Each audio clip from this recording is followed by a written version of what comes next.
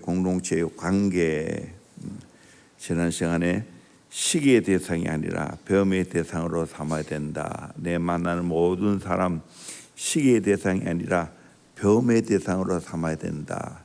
잘하는 것은 잘하는 것을 배우고, 또 아무리 우리 사람이 안 좋아도 반드시 좋은 것이 있습니다. 또 안 좋은 것이 있다면 반면 교사라 삼고 하면 배울 것이 있는 겁니다. 두 번째로, 이용의 대상이 아니라 사랑의 대상으로 삼아야 됩니다. 사람과 관계를 맺을 때 이용의 대상으로 여기면 안 됩니다. 사업하는 사람이나 일 중심의 사람들은 어떤 사람을 만나면 그 사람을 이용의 대상으로 여길 때가 참 많습니다. 이 사람을 이용해서 내가 어떤 이득을 취할까? 결국 이득이 안 될 때는 외면하거나 헌시작처럼 차버립니다. 이렇게 관계를 맺는 것은 한계가 있습니다. 조금 지내면 사람들은 나의 삶의 태도를 다 압니다.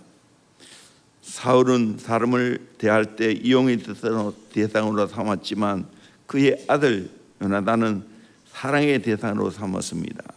사울은 다윗을 정적으로 생각하고 그를 죽이려고 힘을 썼지만 그의 아들 요나단은 다윗을 향하여 진심으로 사랑했습니다.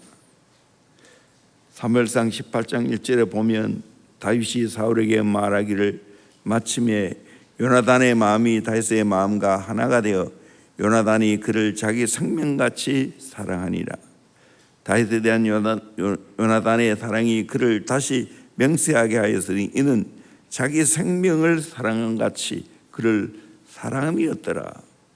내 형 요나단이여, 내가 그들을 애통함은 그들은 내가 심히 아름다움이라. 그대가 나를 사랑함이 기하여 여인의 사랑보다 더하였도다. 마음이 하나가 되었지요.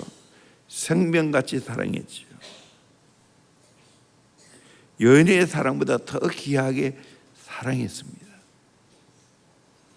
우리가 관계를 맺을 때 이용의 대상이 아닌 사랑의 대상으로 맺어야 됩니다.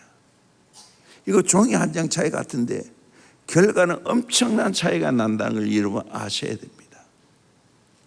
사람은 한 번 속지 여러 번 속지 않습니다. 내 중심이 항상 사랑으로 되어야 됩니다. 서울여대 교목이신 장경철 교수님의 사랑이 가장 아름답다라는 책에 사랑과 관련한 이런 이야기가 있습니다. 많은 여자 대학생들이 좋은 사람 만나면 저절로 사랑할 수 있다고 착각한다는 겁니다. 그들이 지금 사랑하지 못하는 이유는 대상 탓이라고 생각합니다. 그러면서 이런 비유를 들어주셨습니다. 어떤 그림을 그리는 학생이 어느 날 이렇게 교수님에게 말했습니다. 교수님, 모델이 안 좋아서 그림이 안 그려져요. 모델 바꿔주세요. 교수님이 대답했습니다. 그렇구나. 그래, 조만간 좋은 모델을 구해 올 거야. 그러면 멋진 작품을 남기도록 지금 그림 연습을 해두자. 그러자 학생이 이렇게 대답한 거 아니겠습니까? 교수님, 걱정하지 않으셔도 돼요. 좋은 모델 만나면 그림 실력은 자동적으로 생기니까요. 이게 말이 됩니까? 그런데 우리가 사랑에 대해서 이런 식으로 생각한다는 거예요. 내가 사랑할 수 없는 것은 내 때문이 아니고 상대방 때문이라는 거예요. 내가 사랑하지 못한 이유는 상대방이 안 좋아서 그런 것이고, 상대방이 좋으면 사랑의 능력도 생길 것이고, 그러기에 상대방을 바꿔달라고 기도한다는 거예요. 부부간에 갈등이 생기면 그 문제를 나의 사랑 부족이라고 생각하는 것이 정상이지 않습니까? 그런데 많은 경우 문제점을 내게 찾지 않고 상대방에게 찾습니다. 내가 이런 인간이 아닌 다른 사람 만났으면 행복했을 텐데 이런 인간 만나서 내가 사랑하지 못한다고 그러면서 배우자의 모든 것을 자꾸만 바꾸려고 합니다. 그것은 사랑의 대상이 아니라 이용의 대상입니다. 행복은 상대방을 바꾸는 것이 아니라 내 사랑의 능력을 바꾸는 데 있습니다. 힘들다고 배우자 바꾸면 불행해집니다. 힘들다고 교회 바꾸면 자꾸만 불행해집니다.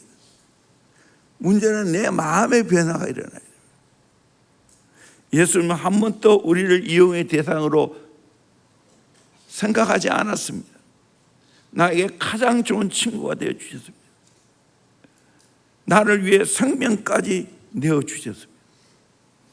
요한복음 15장 13절에 사람이 친구를 위하여 자기 목숨을 버리면 이보다 더 큰 사랑이 없나니 너희가 내가 명하는 대로 행하면 곧 나의 친구라. 예수님은 나의 친구로 자기의 생명을 내어 주었습니다. 이것보다 더 큰 사랑이 어디 있습니까? 우리가 진짜 사랑의 대상 내 생명을 내어놓아 봤어요. 사랑할 수 있죠.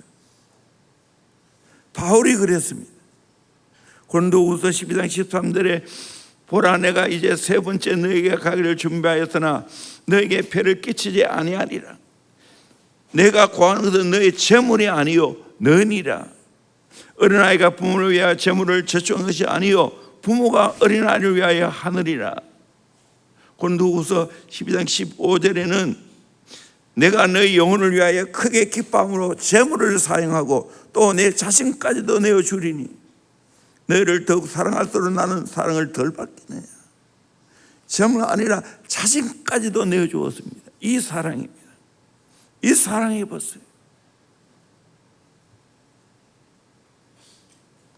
존 피셔는 결혼의 성공 여부는 맞는 사람을 발견하는 것에 있지 않고 자기가 결혼을 한 사람에게 적응할 수 있는 능력에 달려있다. 내게 맞는 사람을 발견하는 것이 아니고 결혼하는 사람에게 잘 적응할 수 있는 능력에 달려있다는 거예요. 대상을 바꾸려 하지 말고 사랑하라는 거예요.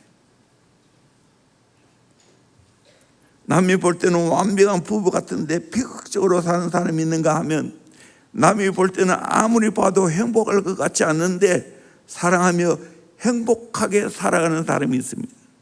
이유는 상대방을 이용의 대상이 아니라 사랑의 대상으로 여기기 때문입니다.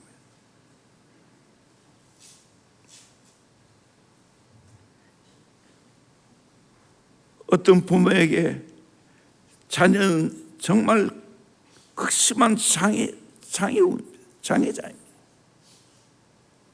부모의 사랑 없이는 도무지 살아갈 수 없는 사람입니다. 그런데 부모는 어떻게 합니까? 그 대상 바꿉니까? 아닙니다. 죽을 때까지 그 자녀를 사랑합니다. 그래서 그 부모의 소원은 내 자녀가 내보다 하루 먼저 죽었으면 좋겠다. 얼마나 이타적입니까? 내가 없으면 이 자녀를 누가 돌보나?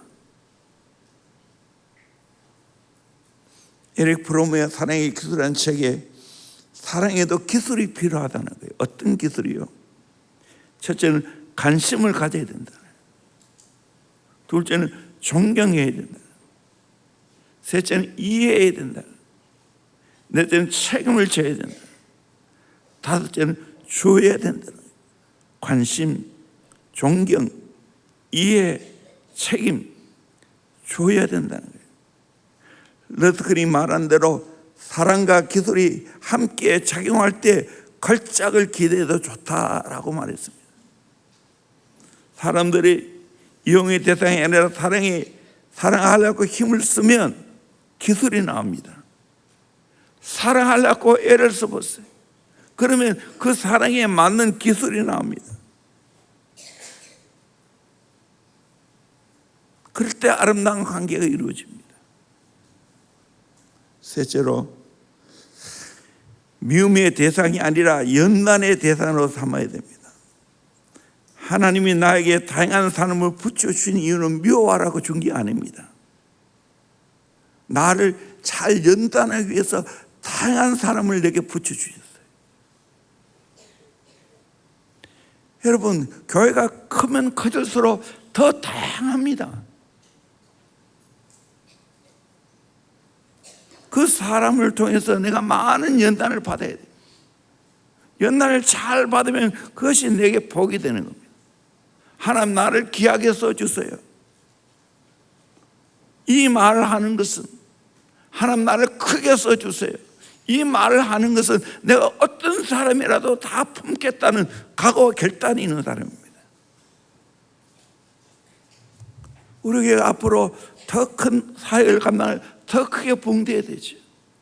어떤 사람이 올 때 그 사람 아까 말한 것처럼 이용의 대상이 아니고 사랑의 대상으로 여기면서 그 사람에게 사랑을 베풀면서 그 사람을 제자로 키워야 되죠. 또 나는 그 사람을 통해서 끊임없이 잘 연단받아 내가 성장해야 됩니다. 성숙해야 됩니다. 그럴 때 하나님이 나를 귀하게 쓰는 겁니다. 저는 다 그렇다고 말할 수 없지만 저는 목회자니까 목회자가 조금만 관계를 맺어보면 이분은 정말 큰 교회 하겠다, 크게 하나님 쓰임 받겠다 하는 생각이 있어요. 그러나 조금만 대하면 이분은 많은 사람 거느리기 어렵겠다 생각이 들 때가 있어요. 여러분, 저와 여러분이 귀하게 쓰임 받으면 어떻게 해야 됩니까? 잘 연단을 받아야 돼요. 어떤 사람은 내게는 미움의 대상이 아닙니다. 그 사람을 통해 잘 연단받고 내가 잘 성장해야 됩니다. 리처드 버크는 갈매기의 꿈에서 이렇게 말했습니다. 인간은 태어날 때 대리석과 그것을 연마하는 도구를 가지고 태어난다. 한평생 그것을 잘 다듬지 않고 끌고 다니는 사람이 있고 자갈로 만드는 사람이 있다. 또 어떤 사람은 하나의 멋진 조각으로 만들어갈 수 있다. 모든 환경과 상황과 관계 속에서 연단의 도구로 이용해서 나를 아름답게 다듬으면 걸작품이 되어진다는 거예요. 여러분, 이런저런 여러 가지 환경, 상황이 있습니까? 이런저런 사람을 만납니까? 그 만나면서 내가 성장해야 되는 거예요. 안 만나면 제일 편합니다. 그럴 수 없어요. 내가 만나서 잘 다듬어줘야 됩니다. 그 사람을 이해하려고 애를 써야 되죠. 나하고 똑같은 사람만 사귀어 보십시오. 그러면 성량이 없어요. 실제로 어느 교회는 새 가져오는 걸 싫어한다는 거예요. 왜 싫어하나? 지금 관계가 이렇게 좋은데 우리끼리 새로 오면 그 관계가 깨어진다는 거예요. 그 교회 희망이 있습니까?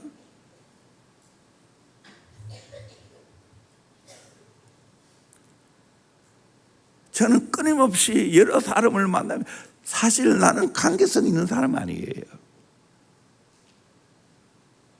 그러나 끊임없이 후천적으로 배워가는 거예요. 이렇구나, 저렇구나. 그러면서 관계를 맺어가는 거예요. 사울 왕은 이것을 몰랐습니다. 다윗만 제가 하면 된다고 생각했습니다. 다윗을 미워하고 죽이려고 했습니다. 그러나 다윗은 그렇게 보지 않았습니다. 하나님이 허락한 사람이라고 생각하고 하나님이 세우신 사람이라고 생각하고 받아들였습니다. 다윗은 자기를 죽이려고 따라다니는 사울을 죽일 기회가 정확하게 2번 있었지만 그렇게 하지 않았습니다. 심지어 옷자락을 벤 것으로 인해서 마음을 아파했습니다.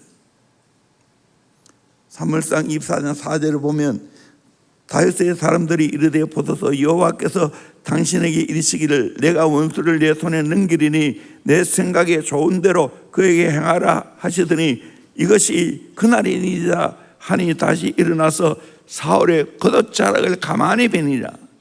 그래야 너의 사울이 옷자락 뱀으로 말미암아 다시 마음에 찔려 자기와 사람들에게 이르되 내가 손을 들어 여호와의 기름 부음을 받은 내 주를 치는 것을 여호와께서 금한 것이니 그는 여호와의 기름 부음을 받은 자가 됨이니라 하고 다시 이 말로 자기 사람들을 금하여 사울을 해하지 못하게 하니라. 사울이 일어나 굴에서 나가 자기 길을 가니라. 다윗은 사울을 연단의 대상으로 보았습니다. 사울을 존중히 여겼습니다. 옷자락 뺀 것으로 인해서 마음 아파했습니다. 다윗이 시므이를 대하는 태도도 마찬가지입니다. 다윗의 아들이 압살롬이 반란을 일으켰을 때 다윗은 쫓겨 나가는 신세가 되었습니다. 쫓겨갈 때 시므이가 다윗에게 돌을 던지고 먼지를 날리면서 저주합니다. 아비스와 신하들이 명령만 내리면 당장에 시므이를 쳐 죽이겠다고. 그런데 다윗은 만류합니다. 하나님께 그걸 맡겼습니다. 사무엘하 16장 10절을 보면 왕이 이르되 서로의 아들들아 내가 너희와 무슨 상관이 있느냐. 그가 저주하는 것은 여호와께서 그에게 다윗을 저주하라 하시니 내가 어찌 그래 하겠느냐 할 자가 누구겠냐 하고 또 다윗이 아비스와 모든 신하들에게 이르되 내 몸에서 난 아들도 내 생명을 해하려 하거든 하물며 베냐민 사람이냐. 여호와께서 그에게 명령하신 것이니 그가 저주하게 버려두라. 혹시 여호와께서 나의 원통함을 감찰하시리니 오늘 그 저주 때문에 여호와께서 선으로 내게 갚아주시리라 하고 다윗과 그 추종자들이 길을 갈 때 시므이는 산비탈로 따라가면서 저주하고 그를 향하여 돌을 던지며 먼지를 날리더라. 왕과 그와 함께 있는 백성들이 다 평안하여 한 곳에 머물러 거기서 쉬니라. 하나님께서 사울 왕을 또 베냐민 지파 시므이를 나의 연단의 대상으로 보았다. 그걸 받아들였습니다. 인간적으로 맞받아치지 않았지. 이를 통해서 다윗은 그릇을 넓혔습니다. 포용할 수 있는 그릇을 넓혔습니다.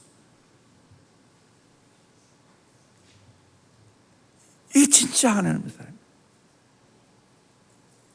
여러분, 내가 똑똑해서 하나님 쓰시는 거 아니에요. 하나님 마음에 맞아야 돼. 성품에 맞아야 돼. 하나님의 성품을 가져야 돼. 아멘. 그럴 때 하나님이 나를 쓰시는 거예요. 그래서 모든 사람을 대할 때 연단의 대상으로 삼아야 돼. 배움의 대상으로 삼아야 돼. 야곱도 마찬가지입니다. 야곱이 어떤 사람입니까? 약속 빠르고 계산 잘하고 통밥 잘 굴리고 그런 철저한 인간적인 사람입니다. 그런데 하나님은 어떻게 하십니까? 자기보다 더 훨씬 인간적인 사람 외삼촌 라반을 붙였습니다. 라반을 통해서 연단시켰습니다. 창세기 31장 7절에 그대들의 아버지가 나를 속여 품삯을 10번이나 변경하였느니라. 그러나 하나님이 그를 막아서 나를 해치지 못하게 했으며 20년 동안 외삼촌 밑에 있으면서 얼마나 연단을 많이 받았는지 우리 큰 소리로 창세기 31장 38절에서 42절까지 같이 읽겠습니다. 시작. 내가 이 20년을 외삼촌과 함께 하였거니와 외삼촌의 암양들이나 암염소들이 낙태하지 아니하였고 또 외삼촌의 양떼의 수량을 내가 먹지 아니하였으며 물려 찢긴 것은 내가 외삼촌에게로 가져가지 아니하고 낮에 도둑을 맞았든지 밤에 도둑을 맞았든지 외삼촌이 그것을 내 손에서 찾았으므로 내가 스스로 그것을 보충하였으며 내가 이와 같이 낮에는 더위와 밤에는 추위를 무릅쓰고 눈붙일 겨를도 없이 지냈나이다. 내가 외삼촌의 집에 있는 이 20년 동안 외삼촌의 두 딸을 위하여 14년 외삼촌의 양떼를 위하여 6년을 외삼촌에게 봉사하였거니와 외삼촌께서 내 품삯을 10번이나 바꾸셨으며 우리 아버지의 하나님 아브라함의 하나님 곧 이삭이 경외하는 이가 나와 함께 계시지 아니하셨더라면 외삼촌께서 이제 나를 빈손으로 돌려보내셨으리라마는 하나님이 내 고난과 내 손의 수고를 보시고 어젯밤에 외삼촌을 책망하셨나이다. 예. 외삼촌 밑에 20년 동안 양떼를 치면서 낮에 더위에 밤에 추위를 무릅쓰고 눈부칠 겨를도 없이 20년을 지냈다는 거예요. 품삯을 10번이나 변경했습니다. 그런데 야곱은 이를 통해 연단을 받았습니다. 그때 하나님이 개입해 주셨어요. 이게 진짜입니다. 여러분, 하나님을 계산하고 사십니까? 하나님 계산하고 사십니까? 사람만 상대하지 마세요. 그 뼈에 하나님이 계시다는 걸 알아야 돼요. 그래서 잘 연단받아야 돼요. 내게 지금 당하는 그 고난과 어려움은 결코 우연이 아닙니다. 그걸 잘 받아들여야 돼요. 대원교회 지금 위기예요. 다음 세대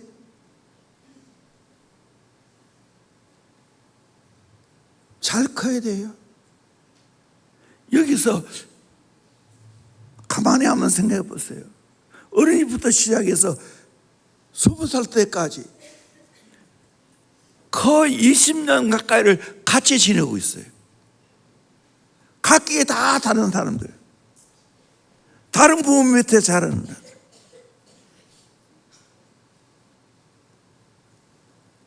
여기서 정말로 같이 살아간다는 것은 대단한 연단입니다. 여기 결코 여기 하우스가 아닙니다. 광야입니다. 광야. 인간관계 강야입니다. 일반 학교에서 1년마다 바뀌지만 여기는 그게 아니 20년 동안 같이 있어야 돼요. 똑같은 애들 같이 봐야 돼요. 연단입니다. 그래서 잘 연단받고 내 인격을 키워가야 돼요. 여기서 여기 여러분 마음대로 살면 연단 못 받습니다. 지 기질대로 살면 연단 못 받습니다. 하나님 앞에 쓰임받지 못합니다. 이를 통해 철저히 갈고 닦아서 예수님의 성품을 갖춰야 됩니다. 온유하고 겸손하신 예수님의 성품을 갖춰야 됩니다. 아멘.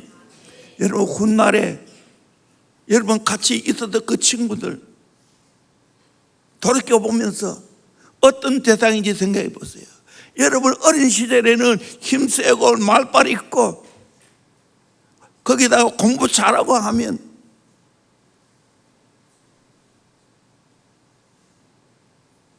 짱으로 생각합니다. 어린 나이에는 그 애가 두려움의 대상이 됩니다. 한 번 더 내가 경고합니다. 제자비전 대흥교회 약자가 행복한 곳이에요. 약자를 괴롭히면 하나님이 그냥 두지 않습니다. 나도 그냥 안 둡니다. 여러분들 저 어린 시절에 보면 짱이 있어. 중고등부까지는 그런 게 다 있어. 그 애를 다 두려워해. 여러분이 정말 다른 친구들에게 두려움의 대상이 되고 있습니까? 회개해야 됩니다. 회개해야 됩니다. 내가 간섭할 거예요. 제자비는 새판 짤 거예요. 지금 각오하고 있어요. 약자가 행복하도록 해야 돼요. 잘 연단받아야 돼요. 어떻게? 관계 속에서 서로 양보하고 서로 배려하는 것을 배워서 예수님의 성품으로 자라가야 되는 거예요. 제자비는 생각하면 끔찍하다. 그 애 때문에 내가 정말 당했다. 그런 대상이 될 거예요.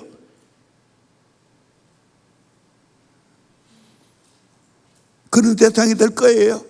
저주입니다. 저주. 하나님은 그렇게 하지 않았어. 하나님은 약자를 보듬고, 내가 힘이 있다, 내가 공부 잘한다, 내가 말빨이 있고 리더십이 있다, 약자를 보살피기 위해서 그 힘을 주셨어. 꿈 깼어요. 제자비는 그런 교육기관 아니야. 자꾸 내게 들려오고 있어.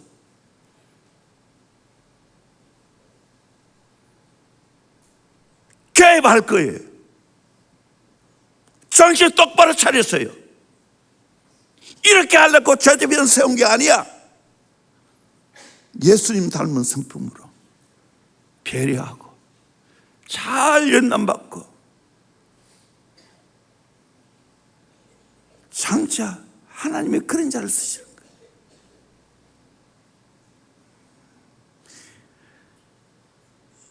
인간적으로 리더십 있고 힘 있는 자를 쓰는 거 아니에요. 내가 약자가 되어야 되는 거예요. 하나님 앞에 좀 약자가 되어 보세요. 진짜 약자가 되어 보세요. 하나님, 강한 자와 약한 자 사이에 나를 도울 자는 주밖에 없다고. 주님, 나를 도와주세요. 그 기도해 보세요. 그럴 때 하나님이 나를 도우십니다. 잘 연단시킵니다. 다시 말합니다. 대흥교회 제자비전 다음 세대들 약자가 행복하도록 해야 됩니다. 배려해야 됩니다. 끊임없는 배려를 배워야 됩니다. 잘 연단해서 정말로 내가 힘이 있고 강하고 그렇다면 그 약자를 배려하면서 그렇게 살아가야 됩니다. 내가 할 말이 많아 여기 대해서.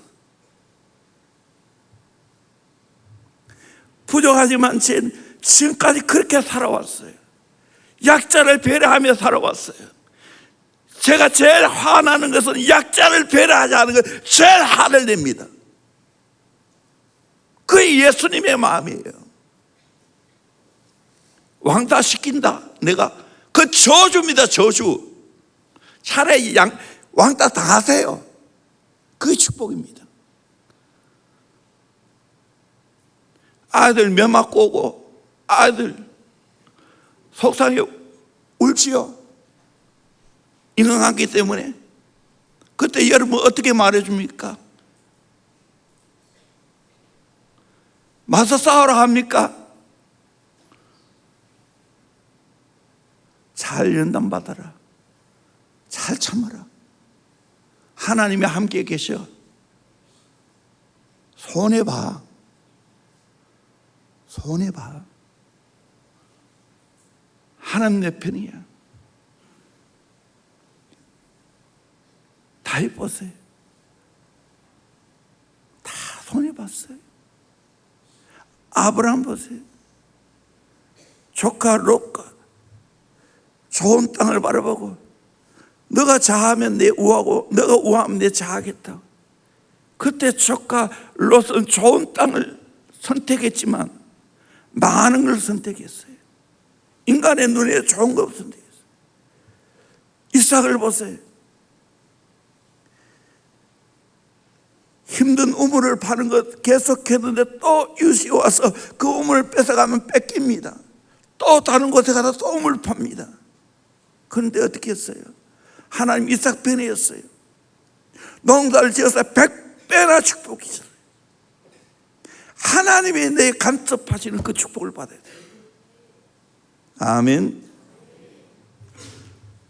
베드로전서 4장 12절 사랑하는 자들아 너희를 연단하러 오는 불시험을 이상한 일 당하는 같이 이상히 여기지 말고 오히려 너희가 그리스도의 고난에 참여한 것들을 즐거워하라. 이는 그의 영광을 나타내실 때 너희로 즐거워하고 기뻐하게 하랍니다. 너희가 그리스도의 이름으로 치욕을 당하면 복 있는 자로다. 영광의 영 하나님의 영이 너희 위에 계십니다. 너희 중에 누구든지 살인이나 도둑질이나 악행이나 남의 일을 간섭하는 자로 고난을 받지 말려니와 만일 그리스도인으로 고난을 받으면 부끄러워하지 말고 도리어 그 이름으로 하나님께 영광을 돌리라. 잘 연단 받으라는 말입니다. 아멘. 아멘. 선교는 뭡니까? 진리를 위해 애매하게 억울하게 죽는 것이 선교입니다. 우리는 살아있는 선교자가 되어야 됩니다. 이기는 것이 여러분 정말 이기는 겁니까? 아니에요. 이기고 군림하는 것은 진짜 하나님 앞에 저주받는 겁니다.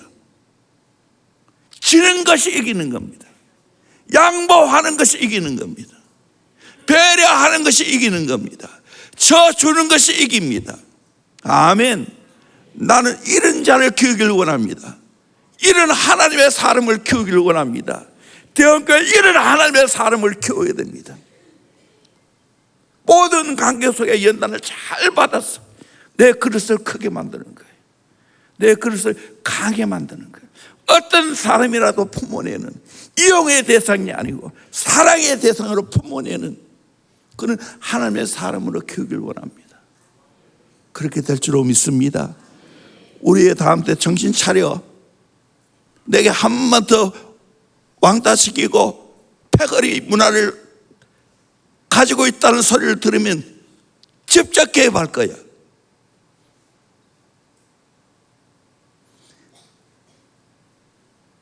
교회는 약자가 와서 행복을 경험하는 곳이에요.